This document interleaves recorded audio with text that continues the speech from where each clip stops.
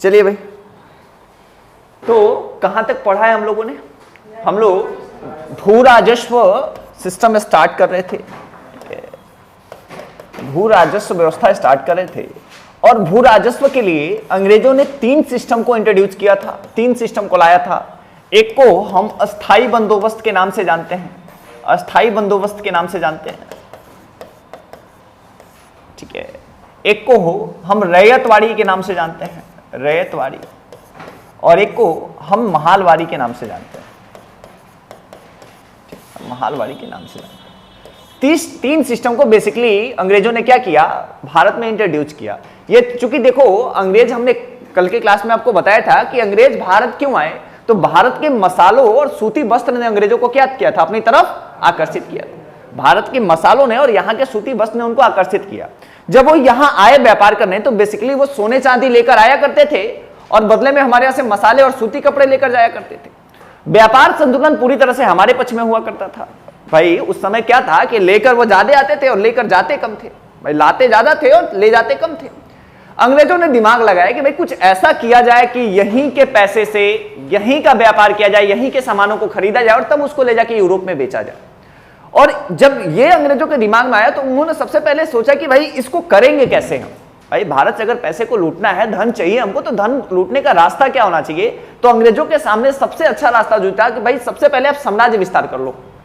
ज्यादा से ज्यादा, जितना ज्यादा आप साम्राज्य विस्तार करेंगे, जितने राज्य आपके अधीन आएंगे, उतना ज्यादा मौका बनेगा आपके पास कि आप क्या करें उन राज्यों से। जैसे अंग्रेजों ने जिस राज्य को जीता, आप वहां पे देखिए, वहां पे उन्होंने कुछ राजस्व प्राप्त किए, कुछ हर्जाना लिया कि नहीं लिया, कुछ पैसा लिया, और कुछ महत्वपूर्ण क्षेत्र ले लिए, कुछ एरिया लिया कि नहीं लिया।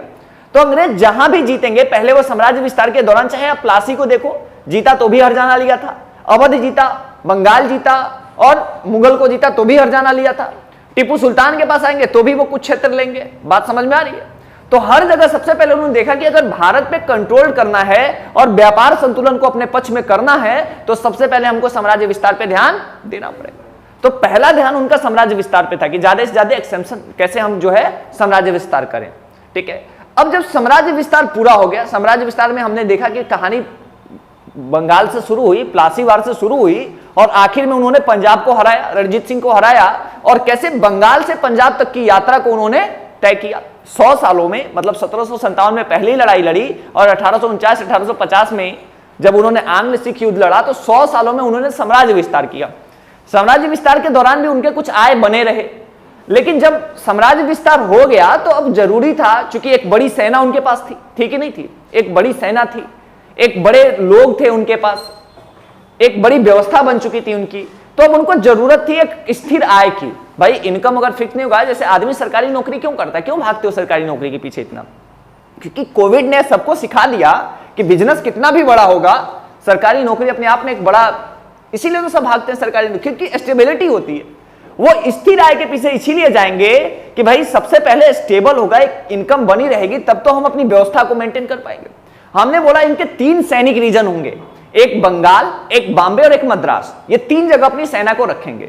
सबसे बड़ी सेना ये जो रखेंगे वो बंगाल में ही रखेंगे। सबसे बड़ी सेना कहां होगी? बंगाल में रहे। तो अब इनको अपनी व्यवस्था को मेंटेन करना था, अपने सिस्टम को चलाना था, और अगर अपने सिस्टम को चलाना था तो इनको इनकम चाहिए कि नहीं चाहिए, आय चाहिए कि नहीं चाहिए। तो जब आय चाहिए तो आय को ध्यान में रखकर वो 3 बंदोबस्त के ऊपर काम करेंगे। पहला बंदोबस्त कहलाएगा अस्थाई बंदोबस्त, दूसरा रैयतवाड़ी और तीसरा महालवाड़ी।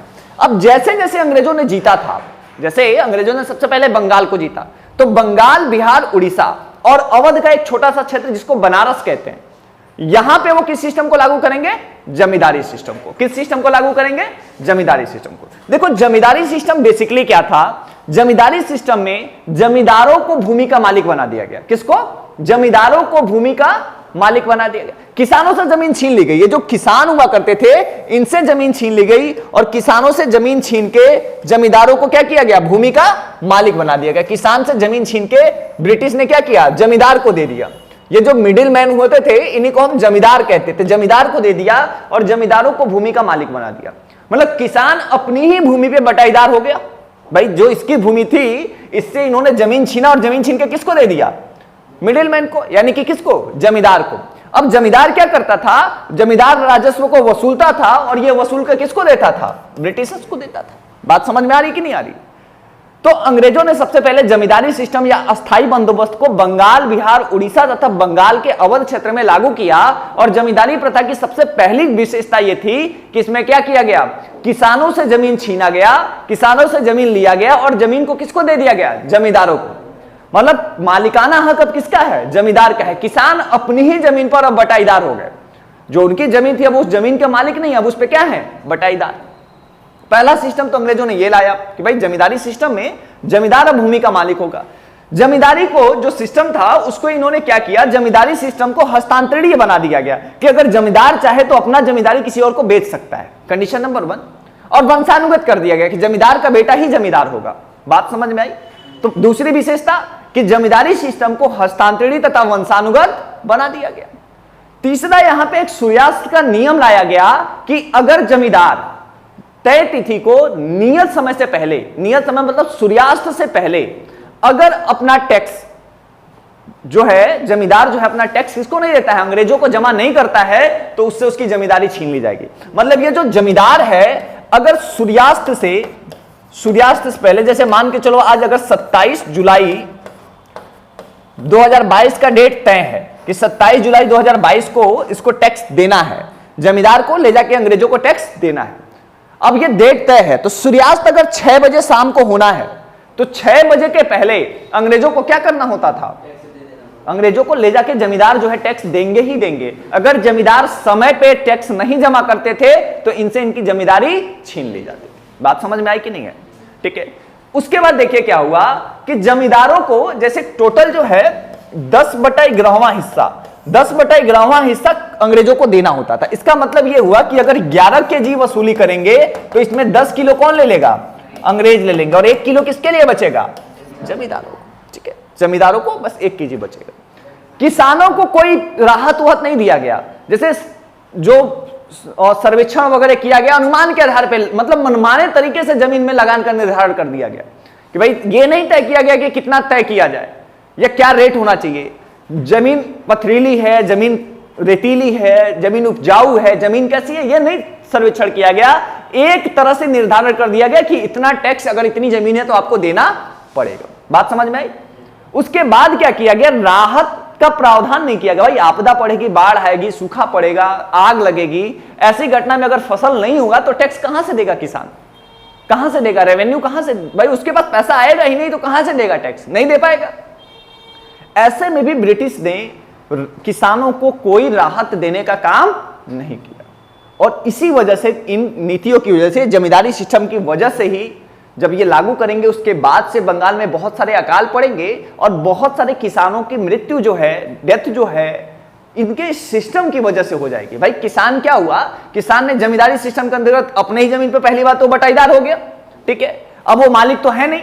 उसके बाद आपने क्या किया कि भाई किसान टैक्स कौन देगा, किसान देगा जमींदार को, और जमींदार किसको देगा, ब्रिटिश को देगा। अब यहां पे क्या हुआ, किसान के पास उपज नहीं हुई, फसल नहीं हुआ। अब किसान के पास फसल नहीं हुआ है तो ऐसी कंडीशन में किसान क्या करेगा, उसको या तो अपनी जमीन छीनवा ले, या तो उससे उसकी जमीन छीन ली जाएगी, या तो वो कर्ज ले ले। दूसरा ऑप्शन क्या है, कर्ज ले ले। अगर वो कर्ज लेता है तो फिर कर्ज के जाल में फंस गया, और कर्ज का जाल गरीबी के दुष्चक्र के तरह ही होता है। कर्ज का जाल जो होता है वो गरीबी के दुष्चक्र, कर्ज एक बार ले लिया तो फिर उसमें इंटरेस्ट पे करना पड़ेगा।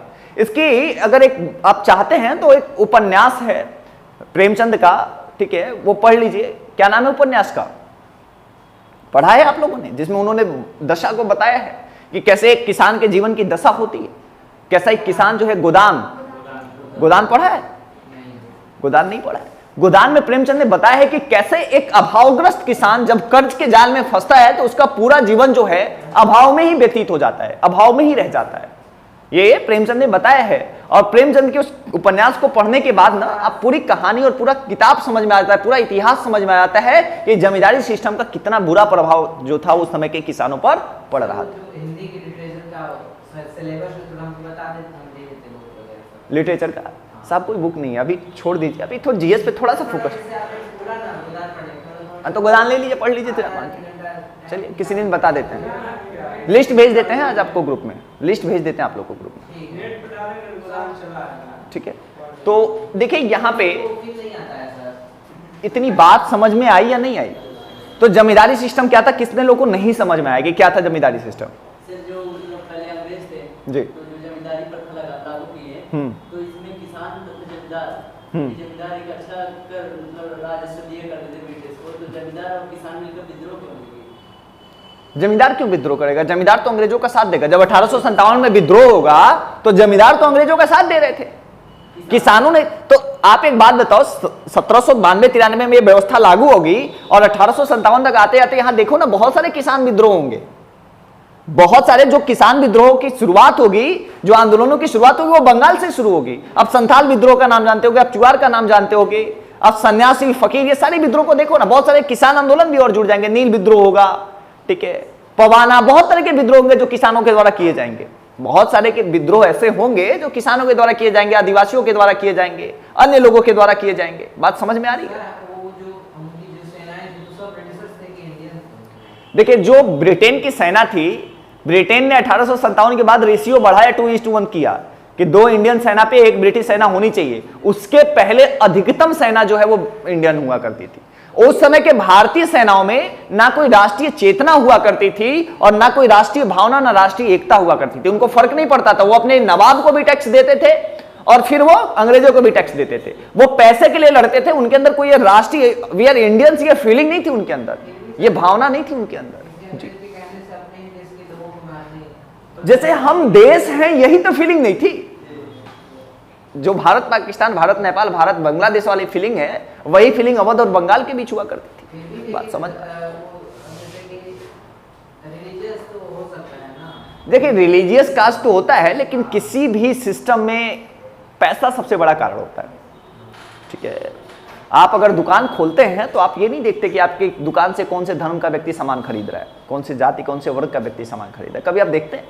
तो इकोनॉमी अपने आप में बड़ी चीज होती है। इकोनॉमी बहुत तेजी से कनेक्ट करती है लोगों को। भाई पैसा मिल रहा है, अभाव में है, पैसा मिल रहा है तो लड़ेंगे। भाई अवध का ही सैनिक अवध के राजा के खिलाफ ही लड़ेगा, बंगाल का ही सैनिक बंगाल के खिलाफ लड़ेगा। भाई 50,000 की सेना नवाब के पास थी, सिराजउद्दौला के पास कितनी सेना थी? 50,000 की सेना थी और अंग्रेजों ने 5-10 हजार सैनिकों के साथ सिराजउद्दौला को हरा दिया, तो अपने ही लोगों ने तो धोखा दिया होगा, तभी तो हारा सिराजउद्दौला, नहीं तो इतनी बड़ी सेना लेके कैसे हार जाता वो? बात समझ में आ रही? तो हम खुद हेल्प कर रहे थे हराने में। 1757 से लेकर 1947 के बीच में लगभग 2 से 2.5 करोड़ किसान रहे थे। ये बिपिन चंद्रा में ऐसे लिखा हुआ है। हाँ लिखा है, बिल्कुल लिखा है। तो ये चीज क्या हम अगर आता है किसान के ऊपर में, बिल्कुल आप नोट करके, बिपिन चंद्रा ने लिखा है कि 1750 से 57 से लेकर 1947 के बीच में बंगाल तथा भारत के बड़े भूभाग पे बहुत सारे अकाल पड़ेंगे और जो अंग्रेजों की नीतियां थी, जो इनकी पॉलिसियां थी, राहत का प्रावधान नहीं देंगे, ये शोषण लगातार जारी रखेंगे, कोई रिलैक्सेशन नहीं देंगे। इस वजह से एक बड़ी जनसंख्या जो है इनकी चीजों का शिकार बनने जा रही, इनके सिस्टम का शिकार बनने जा रही। और 2.5 से 3 करोड़ की जनसंख्या, देखो उस समय आबादी हमारी बहुत ज्यादा नहीं थी, इस समय हम 130 करोड़ है, उस समय हमारी 30-35 करोड़ की आबादी थी और उसमें भी 3-3.5 करोड़, 2.5-3 करोड़ लोग। अगर हम ये कह रहे हैं कि मर रहे हैं और अकाल की वजह से मर रहे हैं वो किसान, तो ये अपने आप में बहुत बड़ी बात है ना। सोचनी भाई दयनीय स्थिति है किसानों की। आज बताओ कोविड जैसी महामारी आती है तो 2-4 लाख लोग अगर मरते हैं तो इतनी बड़ी महामारी बनती है, इतना बड़ा हाहाकार मचता है। तो सोचो उस समय किसानों की स्थिति क्या रही होगी। और किसान ऐसे थोड़ी है कि ठीक है ऐसे मर रहे हैं, भूखमरी से मरेंगे, खाने के अभाव में मरेंगे, सुसाइड करेंगे, अपने खेत के पेड़ों से लटक जाएंगे, नदी में कूद के मरेंगे, ज्यादातर परिवार भूख में मरेगा। तो ये कहीं ना कहीं अंग्रेजों की नीतियां इसके लिए बहुत हद तक जिम्मेदार हुआ करती थी। अंग्रेजों ने जो भू राजस्व प्रणाली लाई या शोषण की जो व्यवस्थाएं लाई, रिलैक्सेशन का प्रावधान नहीं दिया, हमारे कामगारों को, हमारे छोटे छोटे उद्योगों का पतन किया, हमारे छोटे छोटे उद्योगों को समाप्त किया, ये सारी अंग्रेजों की नीतियां बहुत हद तक जिम्मेदार थी कि भारत जो है अकाल का सामना किया। हम एक अकाल के संदर्भ में एक बड़ी क्लास रखेंगे आधे घंटे 40 मिनट की, जहां हम समझेंगे कि अकाल क्यों पड़ा और ब्रिटिश काल में अकाल पड़ने के पीछे कारण क्या थे, कौन कौन से कारक जिम्मेदार थे कि ब्रिटिश काल में अकाल पड़ा। बात समझ में आई? ठीक है, अभी हम जमींदारी सिस्टम के ऊपर बात कर रहे थे, ठीक है, कि जमींदारी सिस्टम क्या था। तो पॉइंट नंबर 1, जमींदारों को भूमि का मालिक बनाया गया, किसानों से जमीन छीन के उनको बटाईदार बना दिया गया उनके ही जमीन पे। पॉइंट नंबर 2, जमींदारी को वंशानुगत और हस्तांतरणीय बना दिया गया। पॉइंट नंबर 3, सूर्यास्त से पहले जमींदारों को राजस्व जमा करना होता था, वरना उनसे उनकी जमींदारी छीन ली जाती थी। इसे सूर्यास्त का नियम भी कहते हैं। पॉइंट नंबर 4, कुल भाग का 10/11वां हिस्सा जो है वो जमा करना होता था। कहां यह लागू किया गया? बंगाल, बिहार, उड़ीसा और अवध के बनारस क्षेत्र में, छोटे से भूभाग पे इसको लागू किया गया था। बात क्लियर है? ठीक है। यहां पे किसानों को कोई राहत का प्रावधान नहीं दिया गया। आपदा के समय अगर होती है तो राहत वगैरह का कोई प्रावधान नहीं दिया जाएगा आपको। कोई सर्वेक्षण नहीं किया गया, अनुमान के आधार पर जो है भू राजस्व या लगान का निर्धारण कर दिया गया। ठीक है, कोई वो नहीं दिया गया, जैसा था उसी तरीके से सर्वेक्षण बिना किए ही लागू कर दिया गया कि भाई इतना तुमको देना है, चाहे जमीन तुम्हारी कैसी भी होनी है। बात समझ में आ रही है कि नहीं आ रही? तो इसके बारे में लिख लिया था आप लोगों ने नोट्स पर, जमींदारी सिस्टम कर लिया था। ठीक है, ठीक है। अब हम लोग जमींदारी सिस्टम का क्या प्रभाव पड़ा, प्रभाव के ऊपर अगर हम चर्चा करें कि जमींदारी सिस्टम का प्रभाव क्या पड़ा, तो तत्काल के तो जमींदारों का प्रभाव क्या पड़ा? ठीक है, तो जमींदारी सिस्टम का प्रभाव किसानों पर, ब्रिटेन पर और जमींदारों पर क्या पड़ा? तो ब्रिटेन को तत्काल तो लाभ हो गया कि चलो भाई स्थिर आय को ध्यान में रखकर आपने इस सिस्टम को लागू किया, तो तत्काल तो आपको फायदा हो रहा है। लॉन्ग टर्म में आपको नुकसान होने जा रहा है। बात समझ में आ रही कि नहीं आ रही? लंबे समय में आपको क्या हो रहा है? नुकसान होने जा रहा है, क्योंकि आपकी जो छवि हो रही है ना वो खराब हो रही है। आप एक शोषणकारी के रूप में बाहर आ रहे हो कि भाई शोषणकारी है तो शोषण करने वाले लोग हैं, और इनकी इसी छवि की वजह से इस क्षेत्र में बहुत सारे विद्रोह देखने को मिलेंगे, बहुत सारे किसान आंदोलन देखने को मिलेंगे, इन्हीं छवि की वजह से जो भी बाहर आ रही है। बात समझ में आई है नहीं है? ठीक है। किसानों के ऊपर क्या प्रभाव पड़ा? भाई सबसे ज्यादा नुकसान तो किसानों का ही हुआ। किसान कर्ज की जाल में फंसता गया और अधिकतम किसानों का जीवन अभाव में गुजरा। अधिकतम किसान जो है अभाव में मरने जा रहे हैं। बात समझ में आई कि अधिकतम किसान जो है अभाव में गुजरेंगे, अभाव में मरने जा रहे हैं उनकी इसी नीतियों की वजह से। ठीक है, किसान की जमीन छीन जाने की वजह से किसान के लिए, देखो किसान के लिए उसकी जमीन ना उसका सम्मान होता है, उसका पुत्र होता है। किसी किसान के लिए उसकी जमीन बहुत बड़ी चीज होती है। जब उससे उसकी जमीन ही आप छीन लोगे तो कहीं ना कहीं आपने उसका सम्मान उससे छीन लिया। तो किसानों की जो सामाजिक प्रतिष्ठा थोड़ी बहुत थी जो अंग्रेजों ने छोड़ रखी थी, उसको भी चोट पहुंचाई कि भाई पहले तो ऐसे ही तुम हमको लूट रहे थे, अब जो हमारी बची प्रतिष्ठा, हमारी जमीन थी, उसको भी तुमने हमसे छीन लिया। तो किसानों को अंततः क्या हुआ? नुकसान ही होने जा रहा है। बात समझ में आ रही? जमींदारों को शुरू में तो नुकसान हुआ, जमींदारी छीनी, लेकिन बाद में इनको फायदा हुआ। भाई बीच का एक तो मालिक बने हुए हो आप, दूसरा आप मनमानी वसूली कर रहे हो, और तीसरा एक बीच का आपको वसूली का कुछ अंश भी मिल रहा है। तो आपको ये 1 किलो लग रहा होगा, लेकिन सोचो कितने बड़े क्षेत्र में वो वसूला करते थे और कितना अमाउंट में इनको मिला कर रहा होगा। बात समझ में आ रही? क्लियर है? अब हम लोग रैयतवाड़ी व्यवस्था पे आगे बढ़ेंगे, रैयतवाड़ी सिस्टम पे आगे बढ़ेंगे कि रैयतवाड़ी सिस्टम क्या हुआ करता था। तो अगला हेडिंग डालिए, रैयतवाड़ी बंदोबस्त। ठीक है, क्षेत्र क्या होगा? रैयतवाड़ी बंदोबस्त जो लागू किया जाएगा, रैयतवाड़ी सिस्टम का क्षेत्र एरिया कौन सा होने जा रहा है? तो एरिया मद्रास, बॉम्बे और असम। असम के कुछ हिस्से में लागू होगा, हर जगह नहीं लागू होगा। असम के कुछ पार्ट में, कुछ असम में जमींदारी लागू होगा और कुछ असम में रैयतवाड़ी लागू।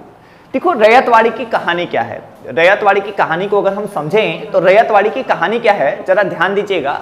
रैयतवाड़ी की कहानी क्या? देखो इसको लागू किया था थॉमस मुनरो ने। इस व्यवस्था में क्या था, आपको ध्यान है कि मद्रास जो मद्रास था उसके आसपास हैदर अली और उसके बाद टीपू सुल्तान का शासन हुआ करता था। टीपू सुल्तान ने अपनी अर्थव्यवस्था को मजबूत करने के लिए क्या किया था? किसानों से सीधे संबंध स्थापित किया था। ध्यान है, टीपू सुल्तान ने अपनी इकोनॉमी, अपनी अर्थव्यवस्था को मजबूत करने के लिए सीधे किसानों से संबंध स्थापित किया था। मतलब वहां पे बिचौलिए नहीं थे, कोई मध्यस्थ नहीं था। अंग्रेजों ने जब वहां पे जीता, टीपू सुल्तान जब हारा, अंग्रेजों ने वहां पे जीता, तो वहां पे मध्यस्थ नहीं थे। अच्छा, यहां पे क्या हुआ था? जमींदारी सिस्टम में अंग्रेजों को नुकसान हो रहा था। भाई बिचौलिए रख रहे थे तो बिचौलियों को फायदा हो जा रहा था, अंग्रेजों को नुकसान हो रहा था। भाई जमींदार ज्यादा पैसा ले रहे थे, शोषण ज्यादा कर रहे थे, दे कम रहे थे, अंग्रेजों को नुकसान हो रहा था। तो यहां पे अंग्रेजों ने क्या किया? रैयतों से सीधे संबंध बनाया। मतलब रैयत का मतलब होता है किसान, रैयत का मतलब क्या होता है? किसान। तो किसानों से सीधे संबंध बनाया और यह कहा कि भाई किसान अब सीधे जो है वो टैक्स हमको वसूलेगा। इसके लिए उसने कलेक्टर की नियुक्ति की, अधिकारियों की नियुक्ति की, और अधिकारियों से कहा कि ठीक है आप क्या करोगे, जाओगे और टैक्स वसूल के हमें जमा करोगे। यहां पे क्या किया गया कि यहां पे जो है किसानों को जमीन का मालिक बना दिया गया, पॉइंट नंबर 1। अब मालिक कौन होगा? जमींदार नहीं, किसान होगा। ठीक है, और मध्यस्थों को समाप्त कर दिया गया। वसूलने के लिए जो अधिकारियों की नियुक्ति की गई। ठीक है, कौन से क्षेत्र में लागू किया गया? बॉम्बे, मद्रास और असम के कुछ भूभाग। क्लियर है? इन क्षेत्रों में इस सिस्टम को लागू किया। यहां पे राहत का प्रावधान किया गया।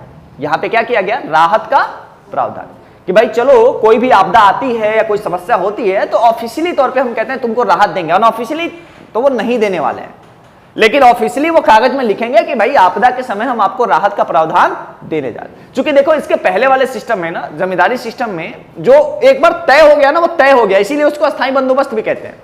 जो 1793 में तय हो गया वो 1947 तक अनवरत वैसे ही चलने जा रहा है, इसीलिए तो हम उसको अस्थायी बंदोबस्त कहते हैं कि उसमें अब कोई परिवर्तन नहीं होने जा रहा।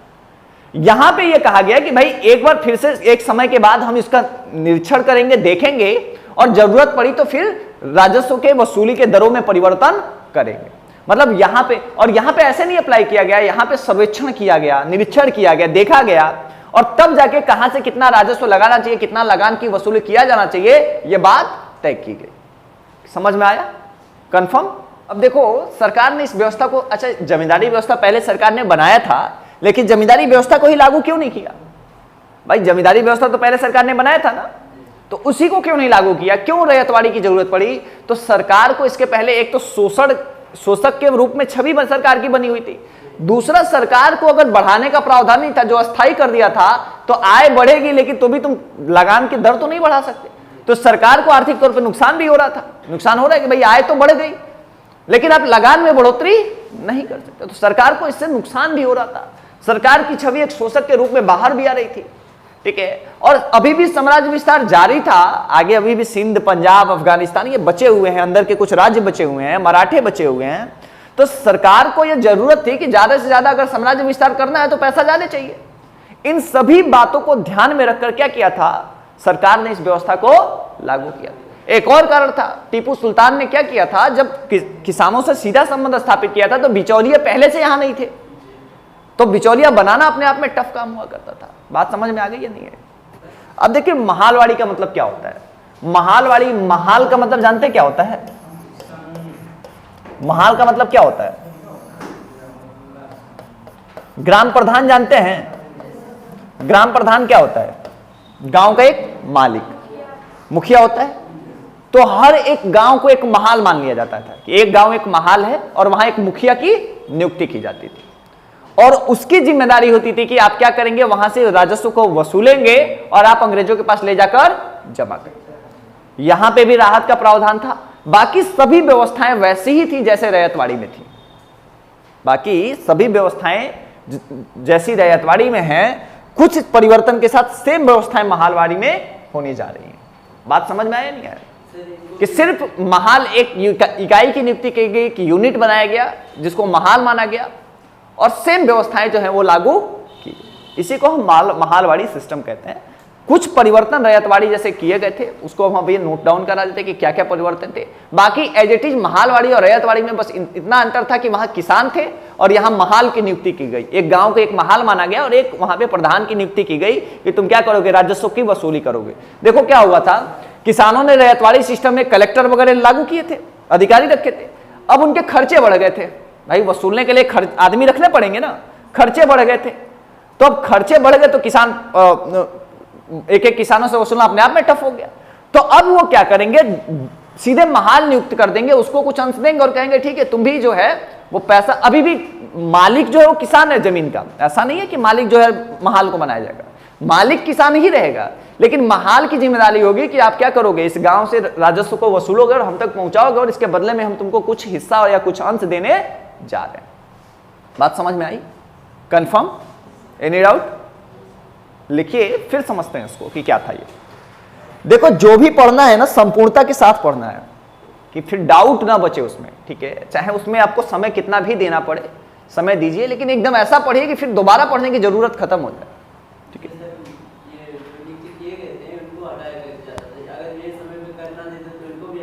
किसान नहीं देगा ना भाई, आधे किसान, ऐसा थोड़ी है पूरा गांव नहीं देगा, कुछ गांव देगा, कुछ लोग देंगे, कुछ लोग नहीं देंगे। तो अब यहां पे महाल की एक बेसिक जिम्मेदारी होती थी कि भाई आप कैसे भी दीजिए, नहीं तो अपने पास से जमा करिए।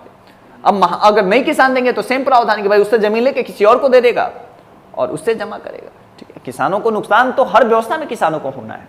बताओ भाई। सर हमारे यहाँ अभी भी लगान दिया जाता है, तो जिसका ज्यादा जमीन होता है। किसको देते हो लगान भाई? सरकार तुमसे लगान लेती है? कैसे बीजेपी के नेता हो तुम?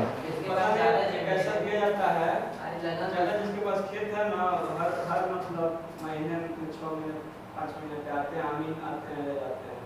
आमीन दूसरा चीज नहीं, होता सर है। 2 बीघा से ज्यादा रहता है वो आते हैं दो लोग भी है, लेकर। 5 बीघा 3 से 5 मेरे बीघा तो ऊपर दो इसका बीघा। होगा। अम्मी- दूसरा टैक्स है ना, जैसे सरकार हाउस टैक्स लेती है उसमें सिंचाई आमीन में लेती है। एक लगानी का मतलब जानते हो वो क्या है? आपके पास नियत भूभाग से ज्यादा जमीन अगर आपके पास है, अब जमीन ज्यादा कब्जा करके रखे हो तो दोगे नहीं? कब्जा नहीं करके रखे हैं सर हम। नहीं, कब्जा ही तो है। एक व्यक्ति की और एक परिवार की जितनी जरूरत है उससे ज्यादा जमीन अगर उसके पास है तो कब्जा है, सीधी बात कब्जा है भाई। उसको छीन के गरीबों में बांट देना चाहिए, इसमें क्या दिक्कत है? हाँ, अगर ऐसा है कि एक परिवार के पास जरूरत से ज्यादा जमीन है तो उससे उसकी जमीन छीननी चाहिए और गरीबों में बांट देनी चाहिए। ये व्यवस्था होनी चाहिए या नहीं होनी चाहिए? हाँ, जमीन फ्री में बांट देंगे। नहीं बांटेंगे। जानते हैं एक मार्क्सवाद की विचारधारा होती है, जानते हैं? फिलॉसफी तो पढ़ा ही होगा आपने। और मार्क्सवाद यही कहता है, कार्ल मार्क्स। कार्ल मार्क्स नहीं, मार्क्सवाद, उसके विचार यही कहते हैं। मार्क्सवाद ये कहता है कि नहीं दोगे कोई बात नहीं, लूटे जाओगे फिर। तो दो ऑप्शन है, या तो प्यार से दे दो या तो लूट लिए जाओ। सर रॉबिन हुड का यही करता था। ठीक है, समझ रहे हो ना? तो और सरकार भी देगी, ज्यादा जमीन रखोगे तो सरकार भी नीतियां लाएगी, भाई इतना क्यों रखे हो, चलो बांटो।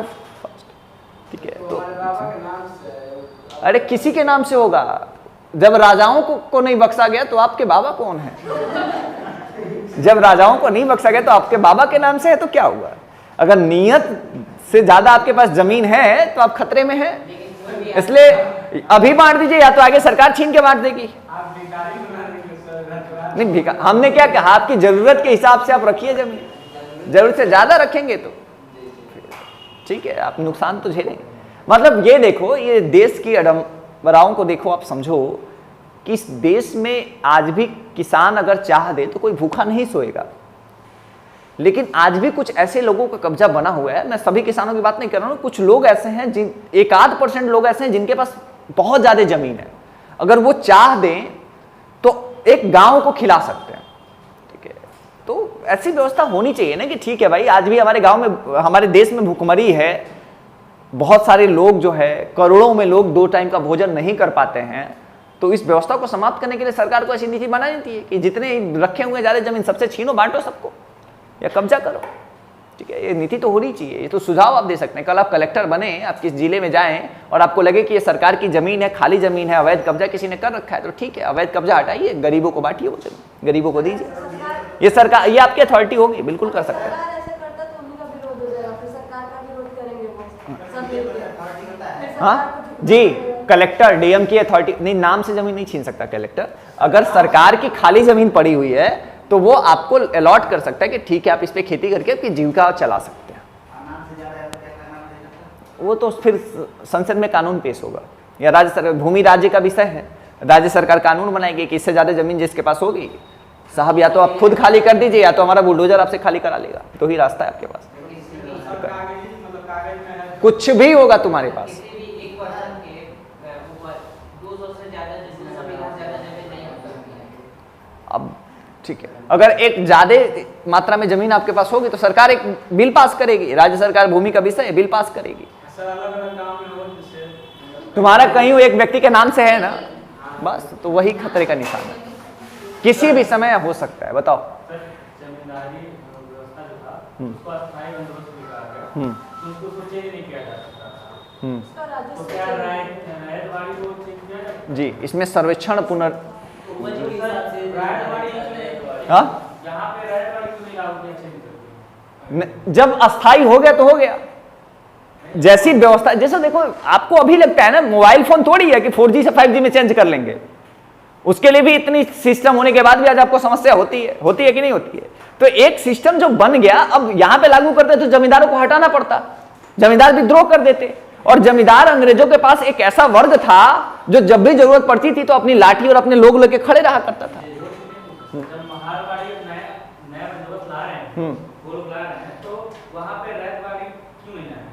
महालवाड़ी महालवाड़ी में रैयतवाड़ी इसलिए नहीं है कि रैयतवाड़ी में उनको नुकसान हो रहा था ना, तो रैयतवाड़ी को चेंज करना चाहिए था। अब ये तो अंग्रेजों को बोलना चाहिए था, अब ये तो अंग्रेजों को बोलना चाहिए था भाई तुमको ये नहीं ये करना चाहिए था, तुमने ऐसा क्यों कर दिया। शायद उनके पास बुद्धि नहीं रही होगी, अंग्रेजों के पास बुद्धि नहीं रही होगी, समझ रहे हो? ऐसा कुछ कारण नहीं था। बात सिर्फ इतनी सी है बेटा कि देखो रैयतवाड़ी में उनको नुकसान हो रहा था, ठीक है। अब जो एक बार व्यवस्था बना दिया उसको तोड़ना नहीं चाहेगा ना कोई। व्यवस्था बन गई तो बन गई। किसी सिस्टम को अगर एक बार बना दिया तो जब आप उसको तोड़ेंगे तो विद्रोह होने का ज्यादा डर रहता है। तो अंग्रेज विद्रोह के लिए तैयार थोड़ी थे। फिर नए सिस्टम को बनाना अपने आप में टफ था। रैयत पहले से वहां थे, किसान पहले से वहां थे, तो वहां रैयतवाड़ी लागू किया। यहां पे नुकसान हो गया था तो यहां महालवाड़ी लागू किया। बात समझ में आ रही है? तो वो कुछ पुराने अनुभवों से सीखते थे और कुछ नए प्रयोग करते थे। कुछ पुराने अनुभवों से सीखते थे और कुछ नए प्रयोग के रास्ते पर जाते थे। बात समझ में आ गई? क्लियर? कंफर्म? ठीक है, कंफर्म संतुष्ट हो ना कि नहीं हो? संतुष्ट हो? कंफर्म का संतुष्ट हो ना? मतलब स्तर कितना है? 99 या 90? 90। 10% नहीं हो, अब तो अंग्रेजों के पास जाना पड़ेगा पूछने। उस 10% के लिए आपको अंग्रेजों से ही पूछना पड़ेगा। समझ रहे हैं ना? क्यों कहेगा? किसको नहीं चेंज कर सकते? यहां पे सर्वेक्षण करके फिर से लगान बढ़ाने का प्रावधान तो था ही ना। अस्थाई का मतलब क्या होता है कि जो लागू हो गया वो हो गया, जो दर लागू हो गई, जो तय हो गया वो तय हो गया। क्यों नहीं हटा सकते? बाद में सर्वेक्षण किया जाएगा, लगेगा कि लगान बढ़ाना चाहिए तो लगान बढ़ा दिया जाएगा। जमींदारी में एक सिस्टम नहीं था, रैयतवाड़ी और महालवाड़ी में था। ये समझ में आ गई बात? जो नियम यहां तय हो गए वो तय हो गए अस्थाई में, लेकिन रैयतवाड़ी में और महालवाड़ी में फिर से सर्वेक्षण या पुनरीक्षण करने का फिर से एक बार था अथॉरिटी कि वो करेंगे। क्लियर? कंफर्म? आप संतुष्ट हो गए? चलो आगे बढ़ो। लिखो महालवाड़ी बंदोबस्त में। महालवाड़ी बंदोबस्त में लिखना शुरू करिए। सबसे पहले इसका एरिया लिखिए। संयुक्त प्रांत, संयुक्त प्रांत, क्षेत्र, क्षेत्र में लिखिएगा संयुक्त प्रांत, मध्य प्रांत, मध्य प्रांत,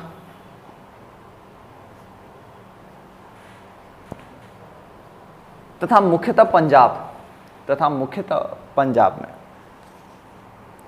तथा मुख्यतः पंजाब में, मुख्यतः पंजाब में।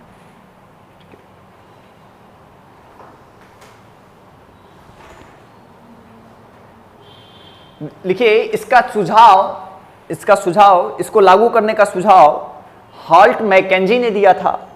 इसको लागू करने का सुझाव हाल्ट मैकेंजी ने दिया था। इसको लागू करने का सुझाव हाल्ट मैकेंजी ने दिया था। हाल्ट मैकेंजी ने दिया था। तथा इसको उत्तर भारत में लागू, तथा इसको उत्तर भारत में लागू, तथा इसको उत्तर भारत में लागू,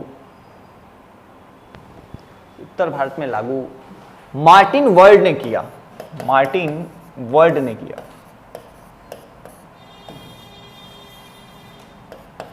मार्टिन वर्ल्ड ने किया तथा इसको उत्तर भारत में लागू मार्टिन वर्ल्ड ने किया। ठीक है, लिखिए इसमें आगे, आगे लिखिए, आगे लिखिए। लिखिए लिखिए पैराग्राफ चेंज करके, रैयतवाड़ी बंदोबस्त के तरह ही इसमें सभी प्रावधान लागू होते हैं। रैयतवाड़ी बंदोबस्त के तरह ही इसमें सभी प्रावधान लागू होते हैं।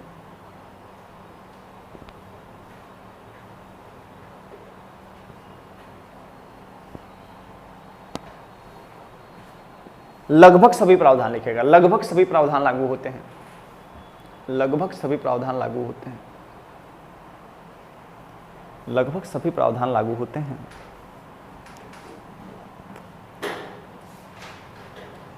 पैराग्राफ चेंज कर लिखिएगा, भू राजस्व की वसूली के लिए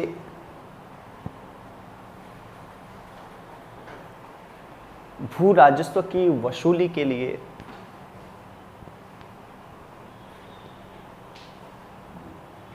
एक गांव को महाल माना गया। एक गांव को महाल माना गया, महाल माना गया तथा हर महाल में एक मुखिया की नियुक्ति की गई। तथा हर महाल में एक मुखिया की नियुक्ति की गई। तथा हर महाल में एक मुखिया की नियुक्ति की गई। एक मुखिया की नियुक्ति की गई।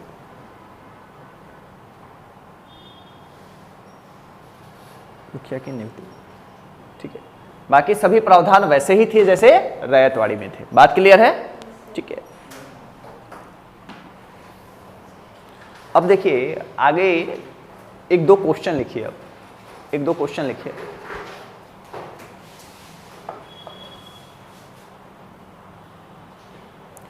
ब्रिटिश काल में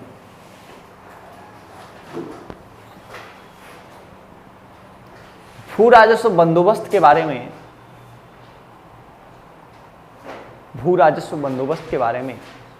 बताते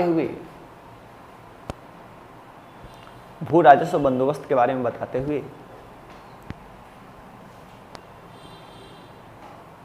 किसानों पर पड़ने वाले प्रभाव की चर्चा करें।